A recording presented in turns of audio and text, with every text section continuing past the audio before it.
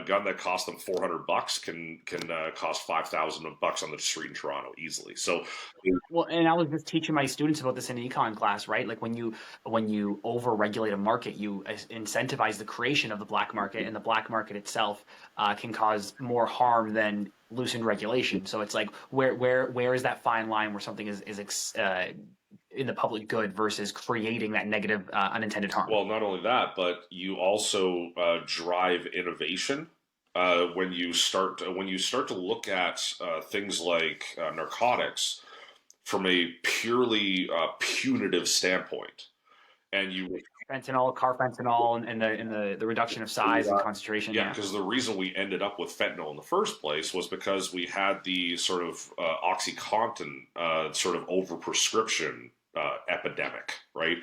And then they cracked down on that, and that led a lot of people to start using heroin. Well, then they cracked down on heroin, and that's when a lot of people they sort of pivoted and started using fentanyl. Well, now fentanyl has been largely cracked down on. Like everything that Pierre Poilievre is proposing to do here in Canada, they've basically been trying in the States for a while, right? And what they've essentially found is that they're not able to police away the fentanyl issue.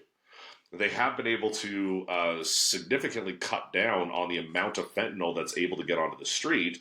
But now the cartels stopped because they were basically able to stop China from exporting a lot of the sort of precursor chemicals that are needed to make fentanyl.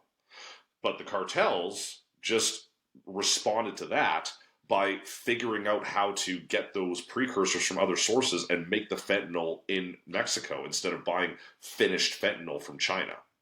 So now it's gotten to the point where they are cutting things like fentanyl with animal tranquilizers, and it's really And it's causing more overdoses, and it's creating more negative repercussions. And I think it's one of those things where it would be way cheaper to treat the source of the problem. Like if we decrease demand by, and it's not about forcing people into treatment like Pierre has been saying, but if we decrease demand by creating a system by which people are taken care of and they don't feel the social need to engage in those activities, then there's less demand for the drugs, and there's going to be less supply of the drugs. Like basic people who talk about like being economically minded and like business, so you have to be business oriented with government. It seems to not apply when it comes to things like the black market. They just immediately want to be punitive, and they want to inflict harm on other people. yeah,